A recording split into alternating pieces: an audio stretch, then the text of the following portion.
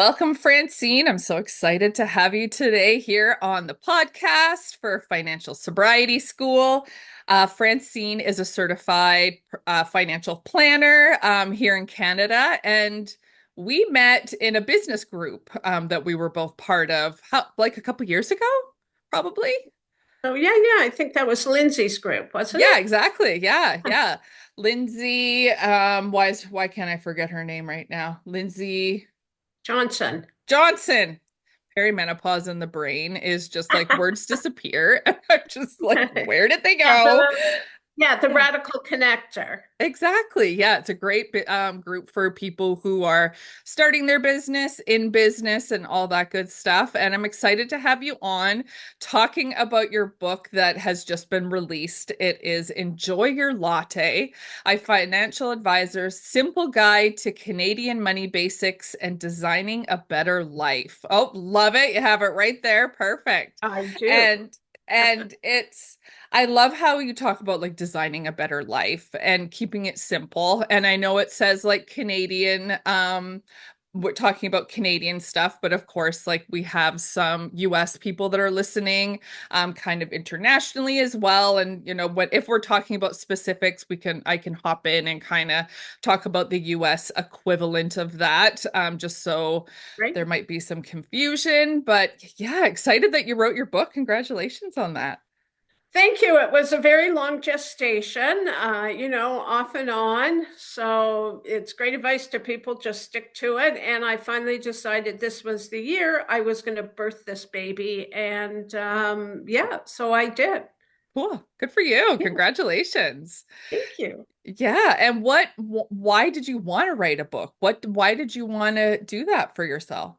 Well, it wasn't just for myself. It was, I think I felt there was a real gap in personal finance. So Yeah. either there were a lot of books geared to high net worth clients, with tax strategies and very complex things.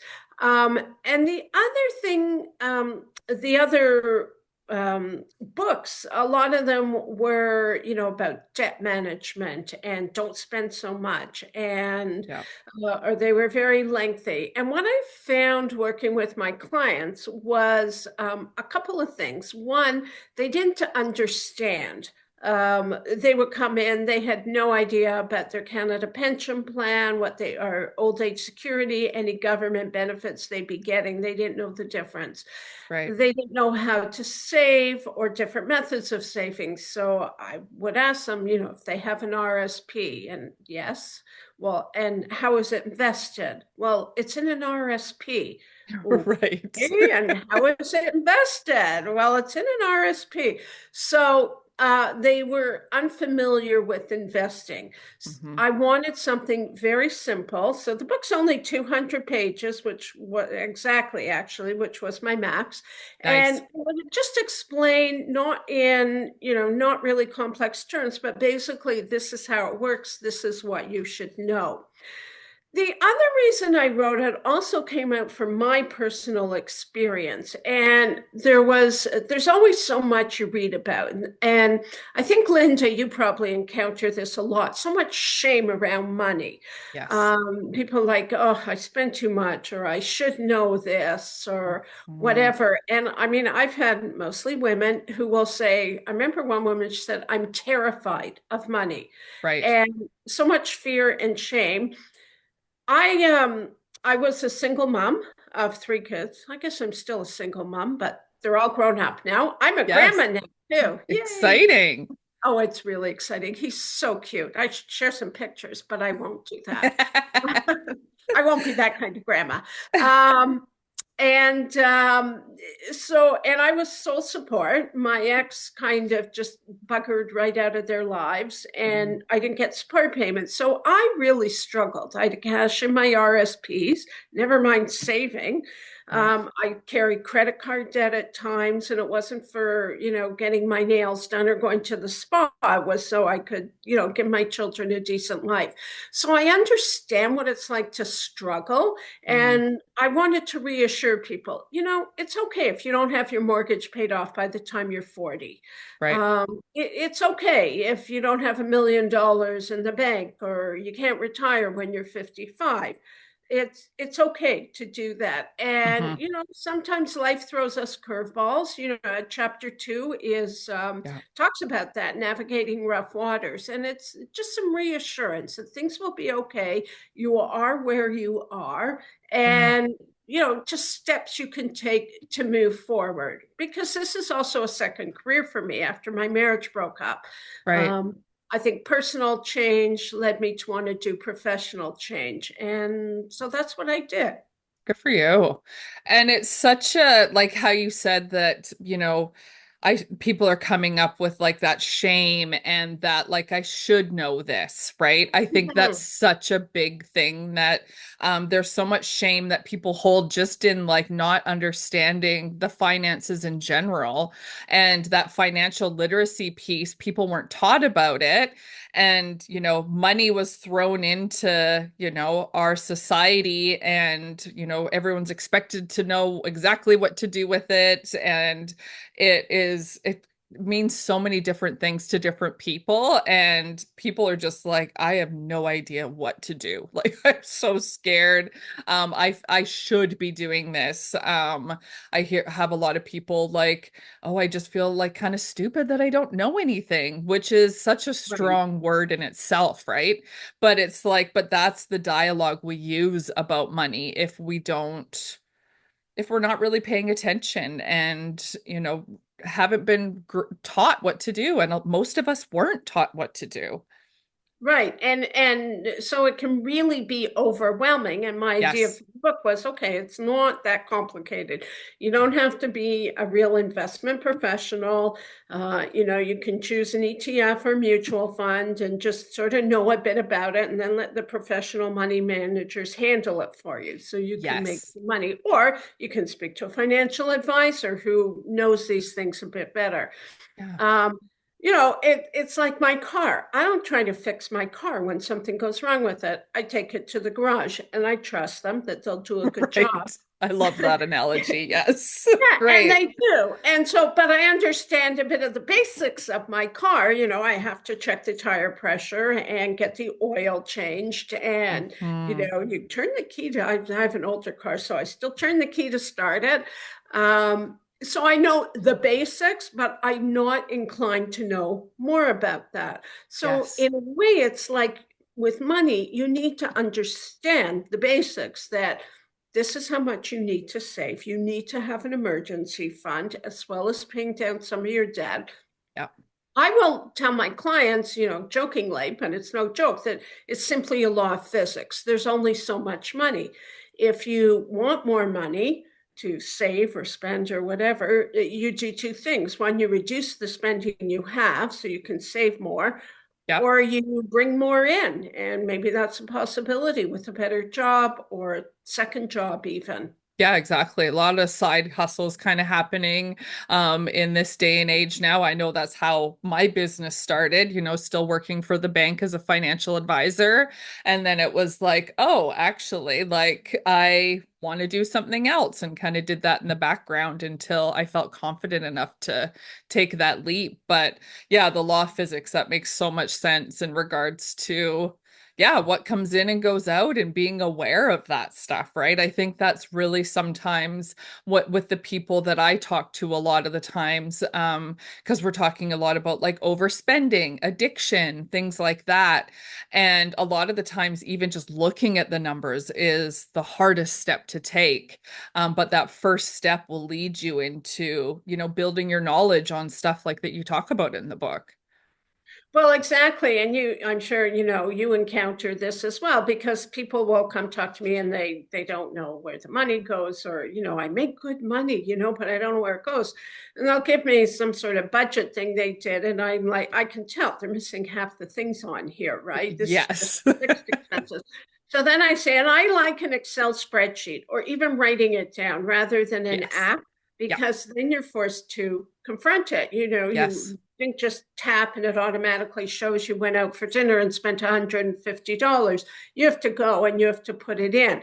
And when you do that, you know, for a couple of months and you start to see the pattern, and then emergencies come up, of course, which is why you need an emergency fund. Right. But that's again a simple thing that people can do Yeah. if you're, you know, again, a simple step, just one thing, you know, Mhm. set up a little Excel spreadsheet. Even I do it, and I'm no good with those things. And you just put in your categories and you put in monthly what you're spending on these things. Yeah. And it helps you keep track. I think just writing it down, just knowing, and then, oh, that's where the money went. Oh, yeah, I forgot about, you know, the coffee and croissant I bought for $10 there. Oh, I forgot those new shoes, you know, Hmm. Hmm. and all of a sudden it adds up. It does so quickly. It I does. have a spending a spending plan is what I call it. And it's, you know, I have one for people who work with me. I've got a financial sobriety spending plan template, and I actually have it where they can track their spending within my Excel spreadsheet, which is super exciting. It was a labor of love, that spreadsheet and the tracker, but I agree with that manual input thing, because especially when it's your first time, those apps, and they're constantly changing. And I used to work hand in hand with some people with specific apps, but they're always changing. There's so many different things that happen with them that I just actually was like, no, we're not dealing with apps anymore. Let's put the numbers manually in. Let's manually track. Let's touch our money is kind of what I call it, because it's Yeah. really important to have that conscious contact with your money that way. Exactly. And Yeah. sometimes, you know, people, even I like to pay cash sometimes, you know, if I'm just going, I got to, I don't know, pick up some lettuce or something at the fruit market, you know, and it's $3. I'd rather just pay some cash, and the apps don't always track that. And I'm Good sure point. you do Yeah. that for people who are really, really struggling, is Hmm. sometimes to put them on a cash diet, because then you actually see the money disappear from your wallet. And it's like, Absolutely. oh, I only have $20 left. Yeah, because we're living in a plastic society is kind of what I call it, right? Where we're just tapping cards, we're tapping our phones, we're tapping all the things, and we're not actually seeing what happens. And I think that sometimes that removes that accountability with our money. And then we look at our credit cards first, like especially with overspending. We don't like to involve those at times, but you know, have a look at your bank account. It's like, how did I get like $500 into overdraft? Because we're tapping our cards and have no idea really where it's going. So yeah, sometimes Exactly. cash is a good thing to do with that. Yeah. Yeah, yeah. And when you were talking about with like that navigating rough waters, because I think that that's such a big piece when it comes to where people can get really disheartened. You know, we have the backbone of like really simple steps in your book on how to deal with money. But I think I love how one of the first chapters is like money, like there's rough waters. It's never going to be perfect. It's never going to go exactly how you planned, is kind of what my experience has been a lot of the times. There's going to be some moments where it feels like you're on a roller coaster or a really like rough sea, and navigating that. What kind of advice do you have for people who are navigating those rough waters? I think the first thing is accept where you are. So Love it. sometimes things will happen. For example, I left a bad marriage. Never regretted it for a second.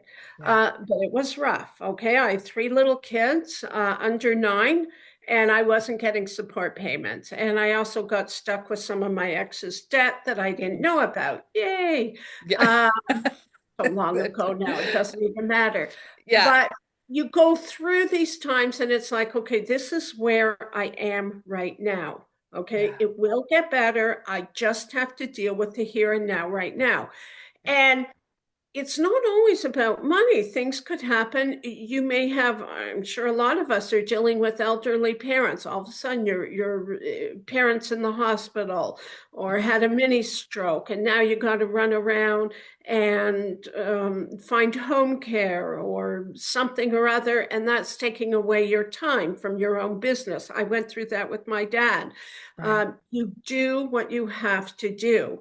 Hmm. And it's also just accept where you are, but try to move forward and see what else you can do. So, a Yeah. lot of times, for example, as I say, you might be in a really bad job, a job you don't like. Okay, that's fine. You need to stay there. I work with a lot of people, they call them the golden handcuffs. And I love it's, that. Yes. have you never heard that one? I never have heard that one. No, well, No. it's usually, and I have to say, it's usually a government job where they have really good benefits and a really good pension. And so they Right. feel they're really tied to that job because of that, but they Hmm. hate the job. They Right. hate that. I listen to some of these stories and it's like, oh, wow, that's pretty bad. And they Yeah. really hate it. So my advice is, okay, you're there. That's fine. You have the security of the job. Try to make the job as good as possible. So try Yeah. to, if you have a crappy manager, just try to get along with them, do the best you can, avoid horrible gossip, just try to be friendly, adopt a positive attitude. In the meantime, see what else you can do. Start polishing up your resume, look for other opportunities, something you Right. like. Maybe you should take a night course or continuing education course to upgrade your skills. So it's accepting where you are, but also taking even small steps to move Yeah. forward to where you want to go. I love that. Yeah, Yeah, because I think because like there's a moment of like, yeah, kind of exactly that, like accepting where you are and making sure that, I think of it and I always refer to it as like a really sticky, yucky moat. Like we kind of sit in that moat for a minute and then it's like, yeah, you can't stay there for very long. Like there's a point where you need to like get out of the moat and just kind of start moving forward, right? We don't want to stay exactly. too long in there because that's where we're going to get stuck. And then it's going to be that shame cycle starting all over again. Like we're just going to keep going back to where we started from. And it's always important to try to move forward is so important. It is. And, change is always scary, even positive change. Yes. And a lot of the things I talk about in the book is you make choices, and we're all grown-ups, I hope, and you accept the consequences of your choices. So Right. I chose to leave a bad marriage. Okay. The result was I really struggled financially for a few years. Okay. I Yeah. mean, hey, now I'm doing okay. I've been dealing with some women who have, their marriages break up when they're older in their 50s and 60s. They buy out their partner. And all of a sudden, they're like close to retirement, maybe. Now they've got a big mortgage because they Right. had to buy out their partner. And Yes. so the consequences, they're going to have to work longer. Yeah. And again, that's just a choice you make, or maybe they didn't make a choice, I don't know. Yeah. And now they have to accept the consequences, which is working a bit longer. Hmm. I've had to work a bit longer because I couldn't save as much as I should have. Or see, now I'm judging myself. Right. I should have Yes. saved more, but I couldn't because I was, supporting my kids. So I'm working Exactly. longer than if I had a nice job with a good pension, which is okay because I love my job. So it's lots of fun. Exactly. Um, and yeah, so sometimes it's just, you accept where you are, but like you said, just get out of that moat and figure out what can you do to get out of that moat. Okay, Yeah. even if Yeah. it's, first thing I'm going to do is just stand up. Okay, Yeah. that's an action. Yes, exactly. Yeah, that's amazing. And I think too, like when it comes to rough waters, can sometimes even look like For a lot of people I work with, like they're really just, especially if like recovery of some point comes in, right? So a lot of my listeners and people who might watch on YouTube are people who have addiction as part of their past that's caused a lot of wreckage. And they're really like their sobriety is feeling really good. And then money is something that's really coming up in their lives. And it can be like they're barely making it and they're really trying to work on stuff. And then their car breaks down. And it's kind of like, yeah, like that feels rough when you're first starting.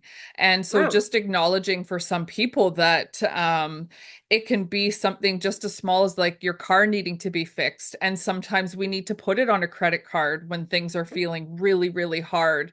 But like there's sometimes where we don't have a choice in some ways. Like it's just like, well, you need the car to get to work. And like, so I'm just more bringing that up because like there becomes this like, again, that shame spiral that kind of starts when we are hardly making it, when we're making big changes in our lives. And it's kind of like my big thing. I always said to myself, because that was my story about the debt. And it was like, I just had to keep reminding myself, like, I'm safe right now. I'm safe right now. Like everything's going to be okay. I'm working on my money, right? Like that reminder, like you said, just to keep it simple and don't get caught up in the critical thinking of it all, which can feel hard. It can, yeah. Yeah. And sometimes it just seems that the gods are completely against us and it's one thing after another. And you think you're on doing great, and then all of a sudden, yes, the car breaks down, or your roof leaks, or Yeah. you have to move and find a new apartment or something. Yeah. And these are things that can throw our whole plans off. But it's again, take a deep breath. Okay, what can you do? What actions can you take? Yeah. This is why I think it's important, because people will sometimes ask, well, should I pay down my debt or have an emergency fund? And of course, I always, Yes. as I'm sure you do, you need both. Yes. Because if you don't Yes. have that emergency fund, then when the car breaks down, you put it on a credit card. So even Exactly. if you can save, just a small amount to put into an emergency fund, you Hmm. have that to pay off, or the credit card. Uh, if not all of it, at least some of it. And sometimes, yeah, I carry credit card debt. At times, always make the minimum payment. So Exactly. always make at least the minimum. And if Yep. you have to, you just work at it. You chip away at it. Exactly. And you just do the best you can. The best you can. Yeah. And I've heard you say that a couple times. Like, yeah, the best you can, right? Like, money's one of those things that can feel really overwhelming, but we sometimes make it really, really complicated. So that's where I like that you said, like, to simplify, right? Like a simple, Hmm. easy breezy is kind of how you had described the book, in regards to because money does feel heavy at times. And how can we do something simple? So, kind of on that note, just wanting to sort of see like when it comes to like some advice on where to start. So, I've heard you talk a lot about the emergency fund.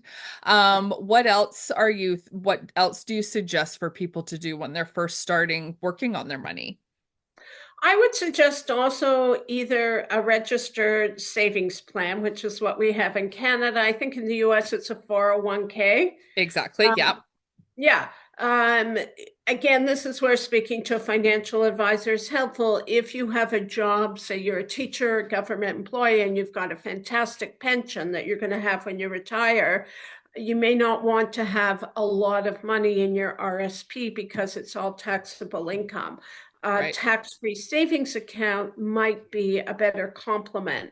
Tax-free savings account can also be used as a savings account. I like to use it more for long term, but if Me you too. are doing an emergency fund, you could put it in a tax-free savings account because you don't um, pay tax on it.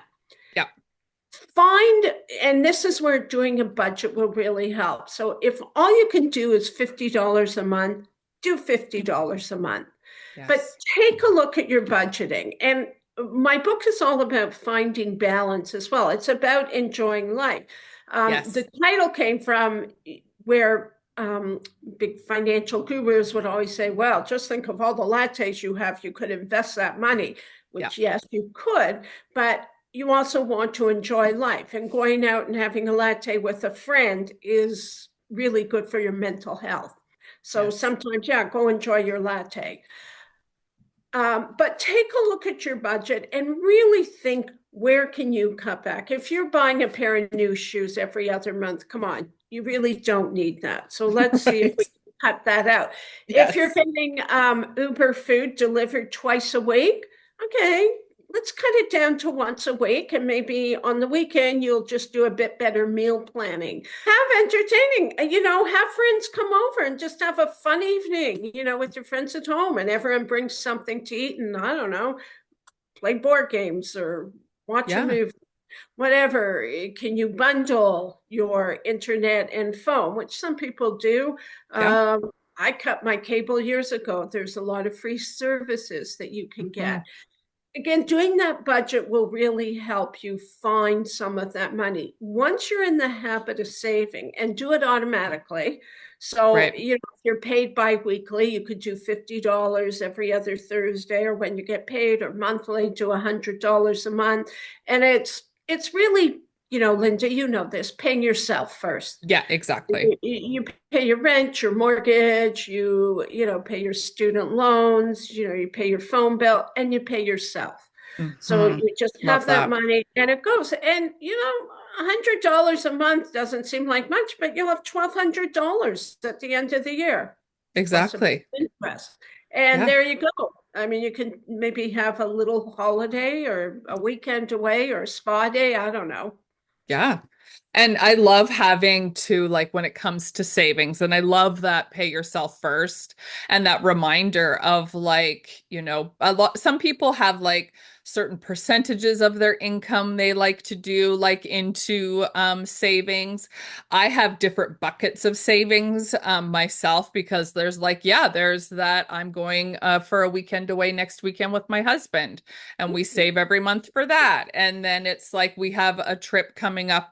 We did a big trip last year. We're going to do another big trip in a couple years, but we put in every month to that, right? So it's like different buckets plus our retirement.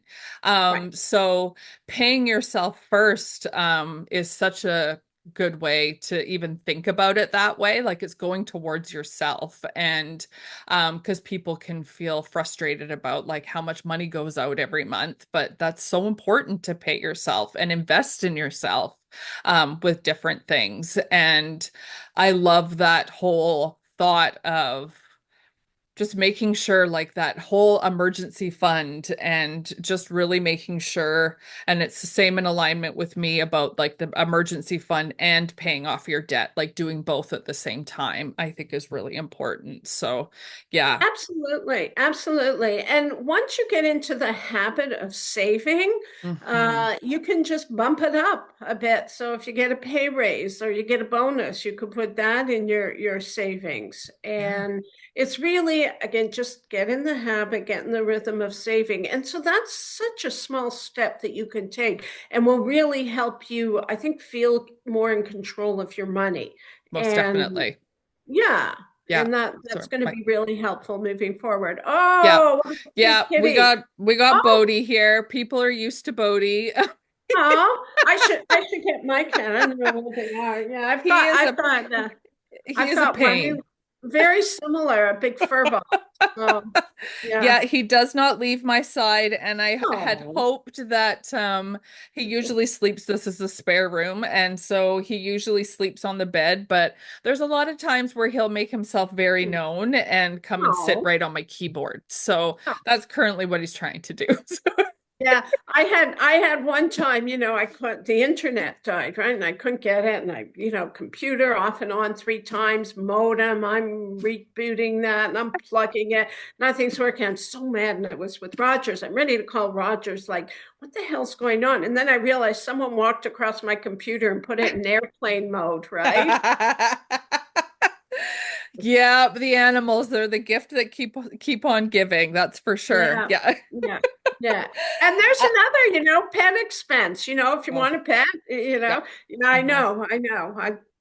I joke, between my teeth and my cat's teeth last year, I spent like, close to $10,000. So, It's a lot. And I actually like that's one of my savings buckets that I do is saving for animals and stuff too. And that's yeah. like I think sometimes like how you said that sometimes you'll look at like fixed expenses and half of it'll be missing because like a lot of times people don't work into their budget. Like, oh, I gotta buy this, I gotta spend this much money on food. Like I have three animals and Oh, I have to put into my spending plan. Like I have a huge dog, a little dog, and my cat. It's like oh, $200 every 2 weeks on pet food. And yeah, that's just yeah, food. And then plus trying to put money towards a vet. So that's where one of my savings buckets is because again, the gift that keeps on giving, they just like it's just money all the time. Yeah. yeah. And I wanted to go back to what you were talking about, like when people come to you and say, um, I have it in an RSP or a 401k or an IRA, right? Like I have money in a retirement account. And you're like, well, what's it invested in? And they were like, well, it's in a RSP, 401k, IRA, right? So Right. us who are in the money world kind of understand that like, okay, well, is it in a cash? Is it in like mutual funds? Are you in stocks? Like, what does that look like? So what's your advice to people when they say like, I don't know what it's invested in? Like, what's your advice to people with that? I think the best thing is to get a bit of education, and you can get that. So if you're just starting out, I'm always happy to speak to people. I joke I'm a very bad capitalist, because I like to talk to people. I like to help people Yeah. and help them understand. But you could go to your bank or credit union and Yep. ask them to explain. My advice, if you're starting out, and investing is really more long term. So if Hmm. it's an emergency fund, you're better to keep it in a high interest savings account. So you may Yes. not make, 10% a year, but you're not going to lose anything and it's accessible and easy. Anything Yes. more long term, you can invest in the markets because even with ups and downs over time, the markets will always outperform like a Hmm. savings account. Yes. I would also suggest a mutual fund, unless you're really comfortable going online. You're better to have somebody who will guide you. I know some people hate mutual funds, but you'll have an advisor who can help you and suggest how to invest. A Yep. mutual fund is just like a basket of different stocks, fixed, bonds, fixed income, Hmm. and you put your money in, you put in your $100 a month. This person puts in their $10,000. This person puts in their, $1,000, whatever. It all goes into the bucket. And then money managers who are smart, you hope, Yes. Yep. they will take that money and you do pay a fee for that. They will take that money and they will buy the stocks, the bonds, whatever is needed and Yes. invest the money. So it's very good because it's highly diversified. I mean, really, for $100 a month, you can't get much in the way of stocks. So Right. this way, in a sense, you can get 50 stocks with this one fund that they Absolutely. buy. Yeah. Well, and it's simple, and you get it if you're starting off, you get something, not too risky. I mean, there's dozens and dozens of Hmm. funds, Yep. and something fairly low risk, but has the potential for growth. And you can get good advice, as I said. Some financial advisors, like me, even charge an hourly fee to help out, or will just give a bit of free advice. And certainly at your bank or credit union, they can help get you set up as well. Yes, great. And when it comes down to it, like for what you offer, so you're based here in Canada and you're a certified financial planner. So Mhm. you do like insurances and you're someone who can help build a financial plan for people. You can help them, put money into mutual funds, that sort of thing. That's something that you can help with. Absolutely. So, as a certified financial planner, I do financial planning. Oh, how Yes, about that? And for a fancy lot of that. people, it's retirement planning. But sometimes, and I find now Especially a lot of people are coming, a lot of millennials, people in their 30s, and all of a sudden they don't quite know. I guess all of a sudden they realize they're grown up, and it's like, I have this money, or I don't have this money, or I should have this money, and they just need some advice and direction to Yes, get going. So I'll help them with that, and to get some clarity and get set up, and some discipline to just get going. great. Usually, as I said, I always put them on, a regular savings plan. Perfect. And I can also so I can do mutual funds, exchange traded funds. I'm not licensed for stocks or bonds. I never Yep. wanted to do that. Yep. I also do a lot of insurance for people. So that's so important to protect yourself with life Most insurance definitely. or Yeah. disability, critical illness insurance. And yeah.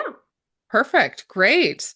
That's so good. And I'm so excited about your book. Was there anything else that you found like with the book that you really wanted to make sure people knew about it before we end off for our time together today? No, just buy the book. Yeah. It is a lot of it is geared, so it does talk about Canadian government pensions, Yes. Canadian government savings plans, but Great. other things, on designing a life, things about like annuities or insurance, socially responsible investing can Nice. apply to people everywhere.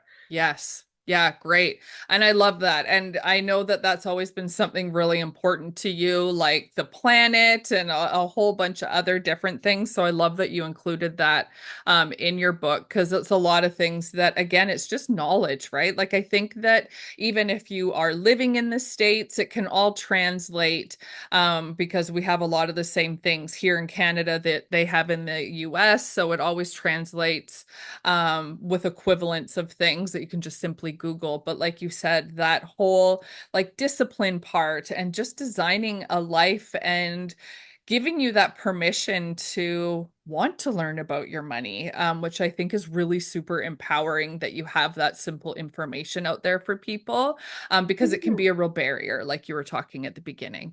Exactly. And Yeah. all you have to do is something small. Yeah. People like taxes, talk about fear and Mm. paranoia. Right. I deal with people and they haven't done their taxes in like 3 years. Okay. Yeah. Well, that is just like here's a bookkeeper, accountant, or tax specialist to help get them to do that, because that, of course, affects your government payments as well if you Yes. haven't done your Yes. taxes. So that's Yes. really important. But what I often tell people, okay, if you don't want to do your taxes yourself and it's not that complicated, like just go to a local tax preparer, but make an appointment with yourself if you don't do it. So put down on Saturday from whatever 2 to 4, you're going to get all your receipts together and get everything organized for your taxes. So it's in your calendar and you do Nice. that.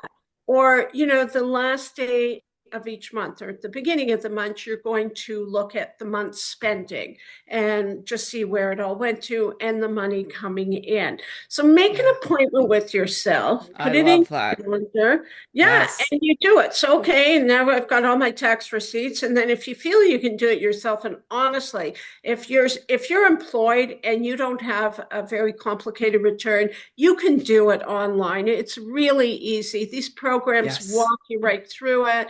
They ask Absolutely. questions. It's very simple. So then you say, okay, and then you set another time from 7 to 9 on Thursday. I'm going to actually do my taxes, and you put Yeah. it in your calendar. It's just taking the little steps to get to where you're going. And once you Hmm. do that, and Linda, once you start doing these things, you start to feel more confident because, hey, Absolutely. no, Yeah. I stood up in the moat. Yeah. Now I've walked over the Exactly. drawbridge.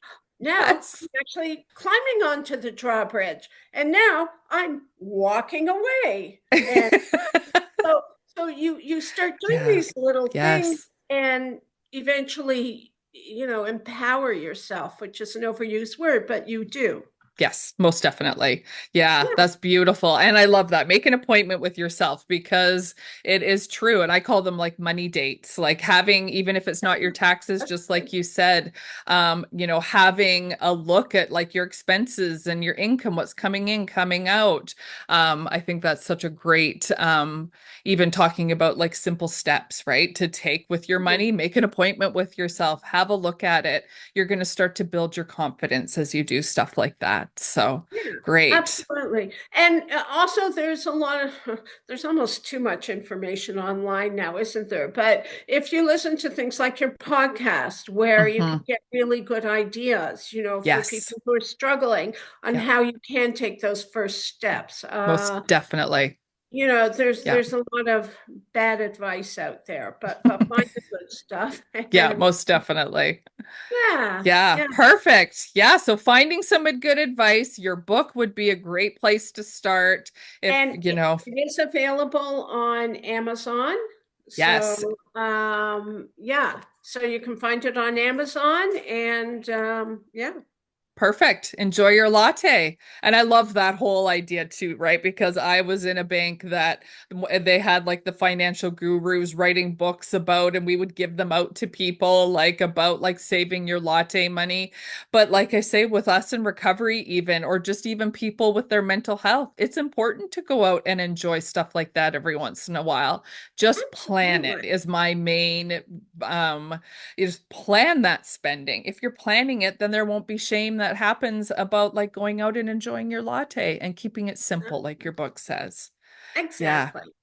fabulous. Thank you so much for coming on and helping educate the listeners. I'm so appreciative of that, Francine. And yeah, it was really good to see you.